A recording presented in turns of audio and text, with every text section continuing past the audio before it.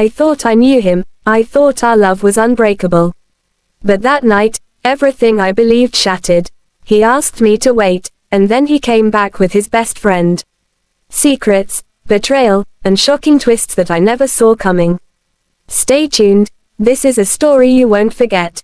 I never imagined I would be the kind of man who'd have to hide behind his own words, speaking like a ghost, narrating my life from the shadows. But here I am, nameless by choice, anonymous by necessity, because some truths don't belong to real names. Some truths burn everything they touch.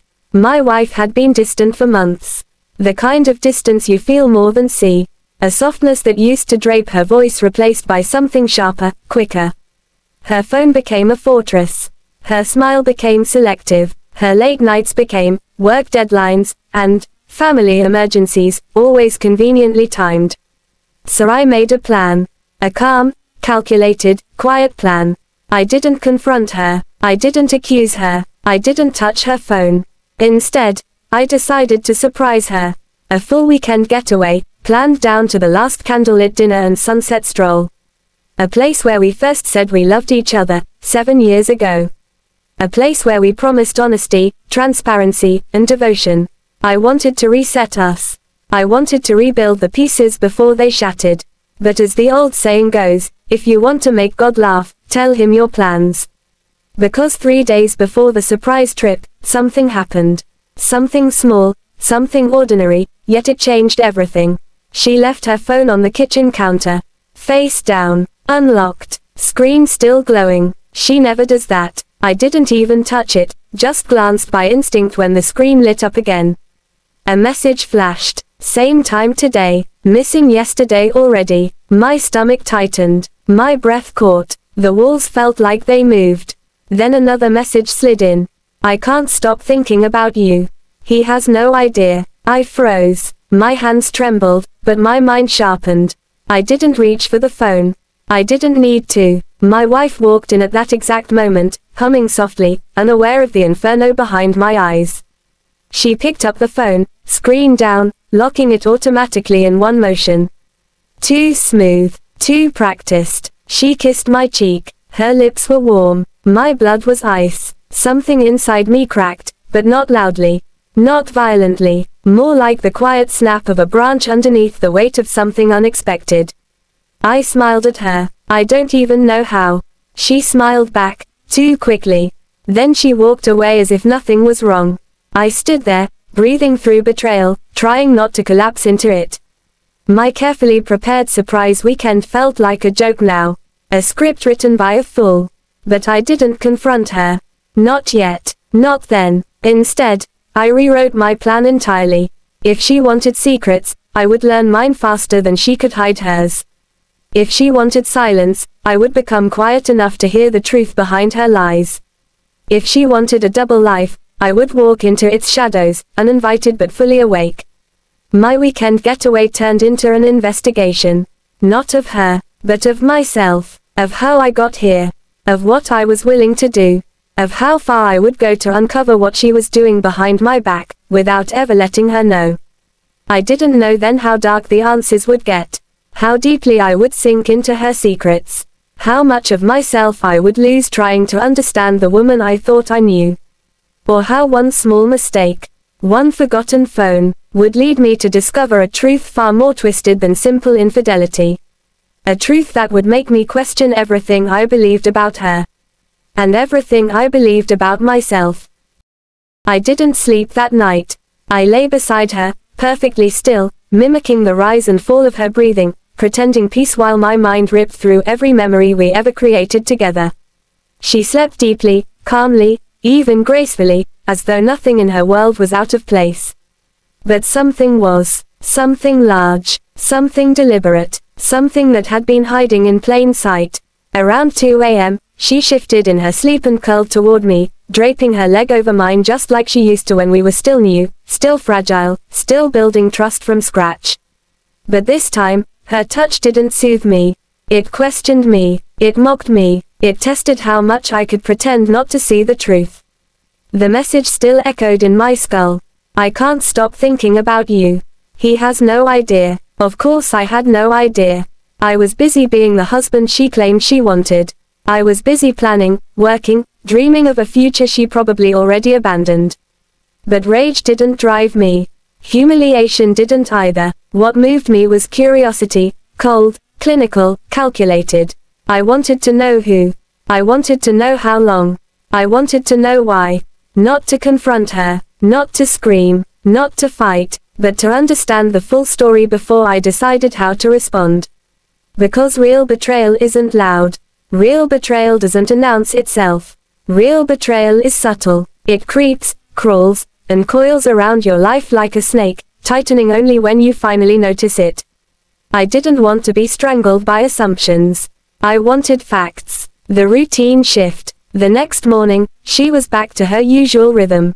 Rushing around, packing her bag, applying lipstick in the hallway mirror, using short, clipped responses to my gentle questions. Work again? I asked mildly, leaning on the kitchen counter as if nothing bothered me. Yeah, she replied quickly. Tight deadlines. I might be late tonight. Late again. Perfect. A week ago, I would have offered to make dinner for her return, maybe light candles, maybe prepare something sweet. But now, I simply nodded, letting her interpret my calm as trust, not surveillance. She grabbed her keys and rushed out, giving me a peck on the cheek. Her phone stayed firmly in her hand. That was fine. I didn't need her phone. I needed her habits. And habits reveal secrets. The first trail. I waited exactly 10 minutes after she left, enough time for her to believe she had a comfortable lead, then took my car and followed her route, staying several vehicles behind. She didn't go to her office. She didn't even go near the business district. Instead, she drove to a cafe I had never seen her visit. A quiet one, a tucked away one, a perfect place for secrets. I parked far enough not to be noticed, close enough to watch. Minutes later, a man walked toward her table. Tall, broad-shouldered, expensive watch, too confident. He leaned down and hugged her. Tightly, intimately, like two magnets that had been dying to connect. My chest tightened. She looked up at him with the kind of smile that used to belong to me.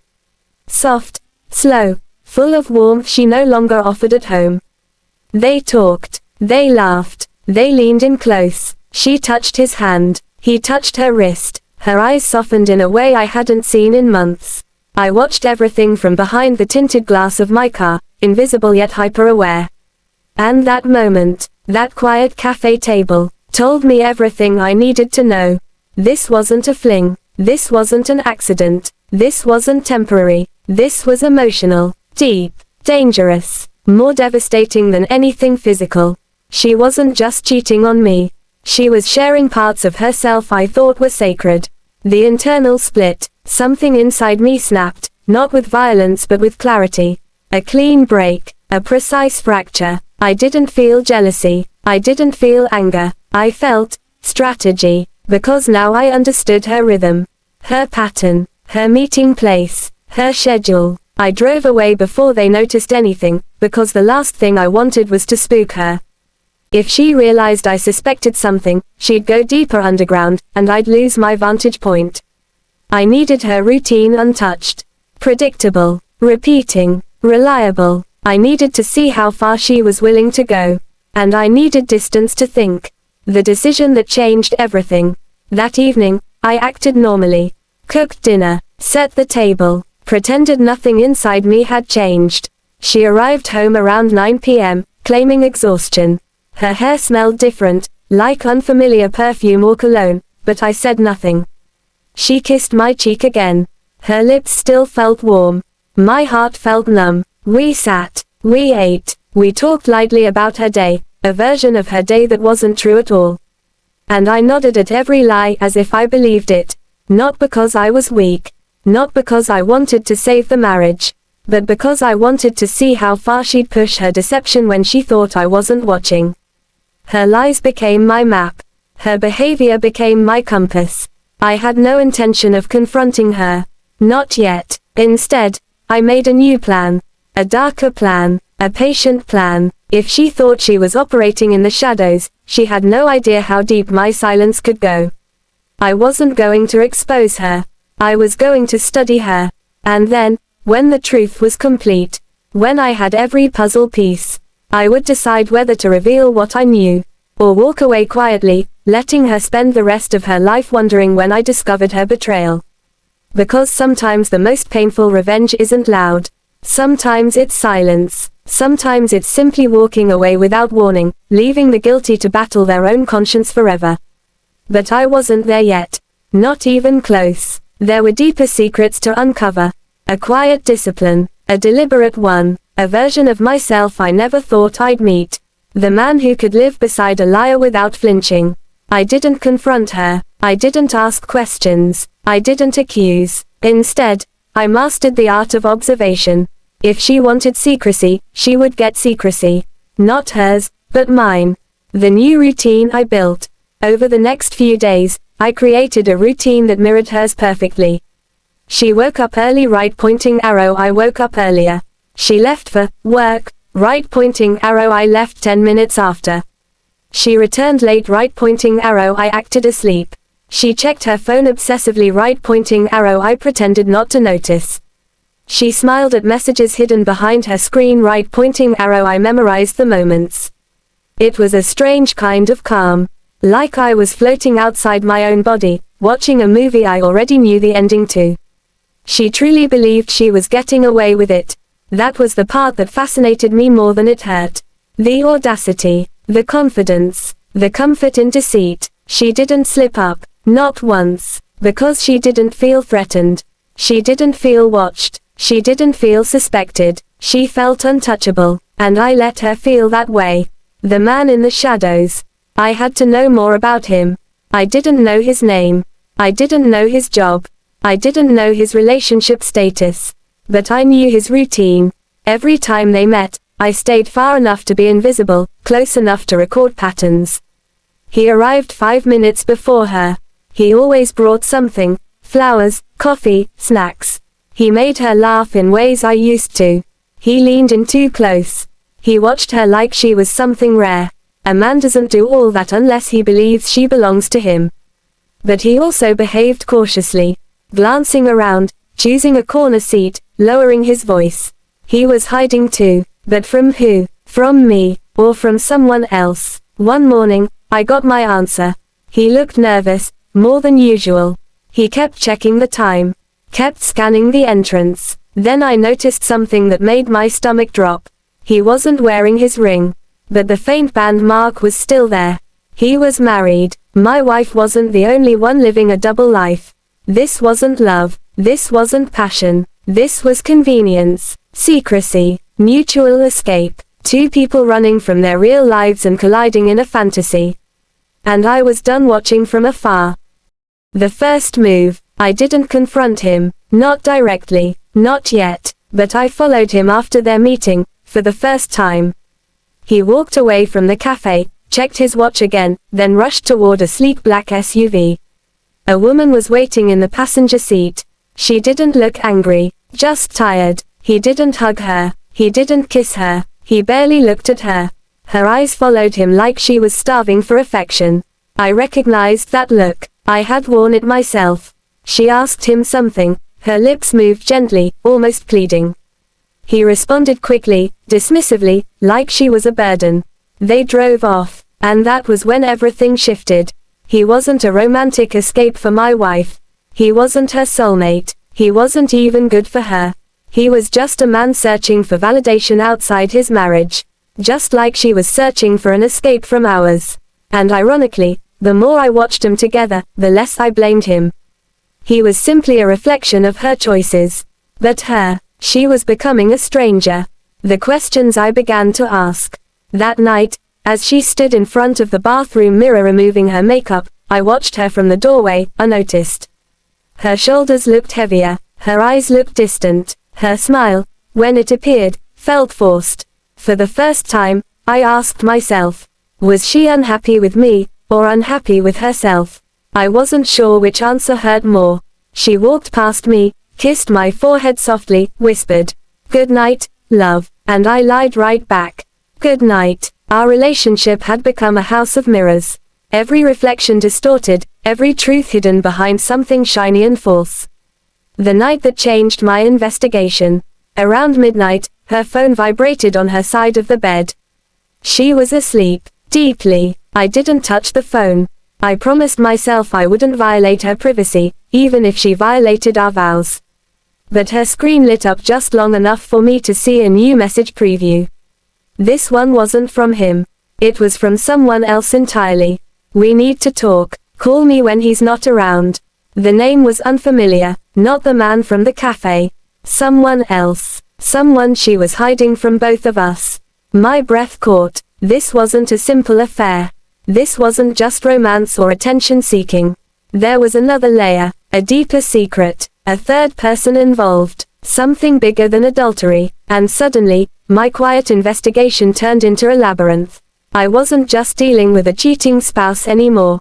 I was dealing with a woman living multiple lives. One with me, one with him, and another with whoever this new person was. And I was nowhere close to understanding the full story. But I would. I promised myself that, not out of revenge, not out of anger, but because once you step into the shadows of someone's deception, you can't leave without finding the truth. Even if the truth destroys you. Secrets have weight, not the kind you feel in your hands. The kind you feel in your chest. By the time chapter 4 began, I was carrying the weight of 3 people. My wife, the man she met, and now this third, unknown name. I don't mention the name, even now, because this story isn't about exposing her. It's about understanding how far a person can fall into secrecy before they start to disappear completely. And she was disappearing, slipping through my fingers like smoke. The message that wouldn't leave my mind. That message from the night before kept replaying. We need to talk. Call me when he's not around. Who was he? Me, or the other man? And talk about what? Her job, her affair, or something even darker. That was the moment I understood something crucial. She wasn't just cheating. She was juggling lies, multiple lies, with different people, and anyone who juggles too many lies eventually drops one. I just had to wait for the moment she slipped. The next morning, the birth of a new pattern. She woke up with unusual energy. She hummed while brushing her hair. She texted faster than normal. Quick, anxious taps. Her eyes darted to her phone like it contained oxygen. Then she did something she had never done before. She changed her phone password. Not subtly, not gradually, right in front of me. Finger streak across the screen. New lock pattern, new code. She didn't even try to hide it. She actually looked up afterward, briefly, to see if I noticed. I didn't react, and that scared her more than if I had asked a question. When someone is hiding something, your silence is the greatest terror. The phone call she thought I didn't hear. Around 11 a.m., while she was in the shower, her phone buzzed again on the sink counter. A call, a name I didn't recognize. The same name from the message. My heart slammed in my chest, but I didn't move toward the phone. I just stood outside the door, listening with controlled stillness. The shower water stopped abruptly. She stepped out. She saw the screen, and the panic, the pure, unfiltered panic, that flashed across her face told me everything.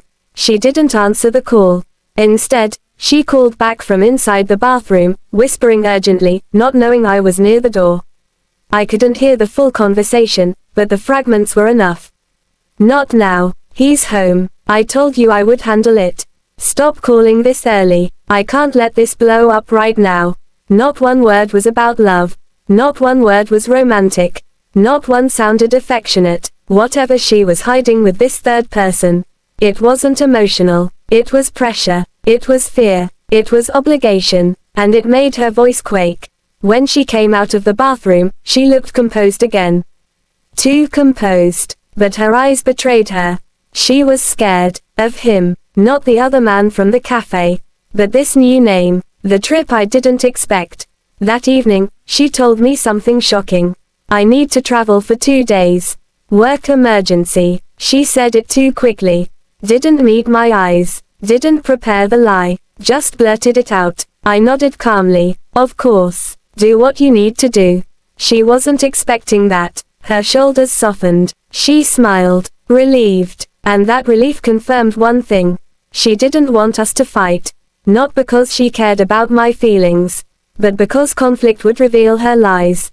She packed with nervous energy, checked her phone constantly, changed outfits twice. When she finally left the house, suitcase in hand, she didn't look back. Not once. That was when I made a decision I never thought I'd make. I followed her again. The airport revelation. But she didn't go to the airport terminal. She didn't approach the airline counters. She didn't even bring a real ticket. Instead, she met the same unknown person from the phone call. A different man, not the cafe lover. This man was older, stern, businesslike, eyes sharp like a hawk. He didn't hug her. He didn't smile. He didn't show affection. He handed her an envelope. She took it reluctantly. He said something that made her stiffen. "Don't forget why you owe me." Then he walked away. No intimacy, just pressure. My stomach twisted. What did she owe him? Money, a favor, a past mistake, or something worse? She didn't board any flight. She didn't travel anywhere. She simply sat at the airport cafe for 20 minutes, then took a cab home from a different exit. Probably assuming I wouldn't notice. But I did, and that night, when she walked through the door pretending she had just returned from a trip, I was already home, cooking dinner. Her eyes widened. "You're back early," she stammered. I smiled softly, masking everything inside me. "You know me. Plans change." Her hand trembled slightly as she set her fake travel bag down. In her mind, she probably thought I suspected nothing. But chapter 4 was the moment I stopped being the silent investigator and became something far more dangerous. A man who had finally seen the full map of her deception. One affair with a married man. One secret connection to someone powerful. One debt she feared. One web of lies closing in. And she had no idea all her shadows were now visible to me. But I still didn't confront her. Because this story wasn't about catching her. It was about understanding the entire truth. And now, there was only one question left to answer. What was inside the envelope? For weeks, I had followed her movements with caution, patience, and a strange kind of numbness. But nothing prepared me for the moment I held the envelope in my hands, the same envelope the older man gave her at the airport. No, I didn't take it from her directly. I didn't invade her privacy. I didn't search her bag like some paranoid spouse. Life has a way of revealing what people try hardest to hide. And sometimes it does it without you moving a finger. The night the envelope fell, 2 days after her fake business trip, she returned home with tension coiled in her shoulders. She clutched her handbag tightly, kept it close everywhere she went, as if she were guarding something fragile or incriminating. That night, she was exhausted enough to slip. She was changing clothes in the bedroom when her bag tipped over, papers spilling onto the floor. Among them, the envelope. It slid right to my feet. She didn't notice. She was facing the closet, distracted and humming nervously. I didn't bend down to pick it up. I didn't touch it. I simply looked at it. The bold black seal. The faint writing on the front. The weight of it in the silence. She snatched it up the moment she turned and saw it near me, stuffing it back into her bag with shaking fingers. Her reaction was louder than anything the envelope could have contained. And that reaction was enough to tell me, whatever was inside wasn't about love. It was about leverage. She looked at me then, her eyes searching my face for suspicion, fear, anger, anything. I gave her none. I simply turned off the bedside lamp and lay down, letting her climb in beside me with trembling breath. Her heart was beating too fast. She didn't sleep. Neither did I. The shift in her behavior. Over the next few days, I noticed something new. Something that replaced her boldness with caution. 1. She became overly affectionate, hugging me longer, holding my face when she spoke, smiling too often, affection born of guilt, not love. 2. She checked the door locks repeatedly, sometimes twice in a row, sometimes more. Fear had replaced excitement. 3. She stopped meeting the younger man at the cafe. No more morning rendezvous, no more secret laughter, no more romantic escapism. That affair had evaporated overnight. 4. She avoided her phone calls, especially calls from that third man. She let it ring, let it vibrate, Let it die. Avoidance never comes from confidence. Avoidance comes from desperation. 5. She cried in the shower. Every morning. Soft, stifled sobs she thought I couldn't hear. She was unraveling quietly, the way guilty people do when they realize their lies are catching up to them. The moment she finally broke. One night, she stood by the kitchen counter, staring at her phone as it buzzed with a call from that same unknown number. Her hand hovered over the screen. She didn't answer. She silenced the call and set the phone down like it was a grenade. That was when I spoke. Gently, calmly, without accusation. You're shaking. Are you okay? She jumped. She wasn't expecting me to be standing behind her. She forced a smile. Just tired. But her hands betrayed her. They trembled uncontrollably. Her voice cracked. Her eyes reddened. Her shoulders sagged. She wasn't tired. She was terrified. And then, without warning, she grabbed my hands, held them tightly, and whispered, "Do you trust me?" It was the most ironic question she could have asked. Did I trust her? No, not anymore, not even close. But I didn't show my truth. I simply answered with the same calm neutrality I had mastered. Yes. Her eyes filled instantly, not with relief, but with guilt. She leaned into my chest, trembling so hard I could feel her heartbeat hammering through her ribs. Something inside her was cracking. Not because she feared losing me, but because she feared something, or someone, far more dangerous. For the first time, I realized. Her infidelity wasn't her biggest secret. It wasn't even her most dangerous mistake. The affair was a symptom, not the cause. The envelope was the cause. And whatever leverage that third man had on her, was destroying her from the inside. The night she disappeared into the study. Around midnight, she slipped out of bed quietly and went to the study. I followed moments later, stopping outside the door. Light seeped from under the frame. Her voice was low, shaky, tense. "I told you I don't have it yet. Just give me more time. Please, don't involve my husband. I'm trying, I swear. You promised I could fix this. I can't lose everything." That last sentence froze the blood in my veins. I can't lose everything. She wasn't protecting me. She wasn't protecting our marriage. She was protecting herself from something massive. Money, blackmail, a debt, a mistake from her past. I stayed silent in the hallway, absorbing every word without making a sound. If I burst in, she would shut down. If she knew I heard, she'd bury the truth deeper. So I stayed still, quiet, calculating. When she hung up the phone, she broke down. Silent tears dripping onto the desk.